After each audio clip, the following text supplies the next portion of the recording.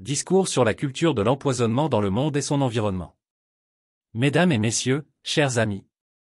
Aujourd'hui, je me tiens devant vous pour aborder un sujet d'une gravité extrême qui touche non seulement notre santé, mais également notre intégrité en tant que société, la culture de l'empoisonnement qui se manifeste à travers le monde et son implacable impact sur notre environnement.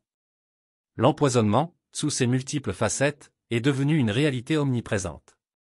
Que ce soit par l'alimentation, l'air que nous respirons, l'eau que nous buvons ou les produits que nous utilisons au quotidien, nous sommes entourés par des substances toxiques qui infiltrent notre existence. Cette culture n'est pas le fruit du hasard, mais le résultat de dynamiques sociétales, économiques et politiques profondément enracinées. Les fondements de la culture de l'empoisonnement. La culture de l'empoisonnement que nous connaissons aujourd'hui n'est pas simplement une question de produits chimiques, de pollution ou de négligence environnementale. Elle est également le reflet d'un système capitaliste qui privilégie le profit sur la santé publique. Dans de nombreux pays, les pratiques industrielles font appel à des produits chimiques dangereux pour maximiser la production, souvent au détriment de la sécurité des travailleurs et des consommateurs. Les entreprises, en quête de rendements économiques rapides, prennent des décisions qui peuvent viser à minimiser les coûts, mais qui ont des conséquences dévastatrices sur la santé humaine et environnementale. Les conséquences sur la santé. L'impact de cette culture se traduit par une hausse alarmante des maladies liées à l'empoisonnement. Des millions de personnes souffrent de maladies chroniques, de troubles neurologiques, de cancers et de maladies respiratoires, souvent causées par l'exposition prolongée à des toxines présentes dans notre environnement. Selon l'Organisation mondiale de la santé, des millions de décès prématurés sont attribués à la pollution de l'air et à d'autres formes de contamination. Ces statistiques ne représentent pas seulement des chiffres, ce sont des vies, des familles et des communautés entières touchées par des souffrances évitables. La pollution et l'environnement. Sur le plan environnemental, la situation est tout aussi préoccupante. La culture de l'empoisonnement se traduit par une dégradation des écosystèmes naturels.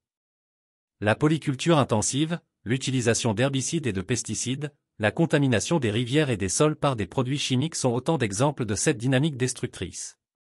Les conséquences sont catastrophiques, extinction d'espèces, destruction de la biodiversité, et effondrement des ressources naturelles sur lesquelles nous dépendons pour notre survie.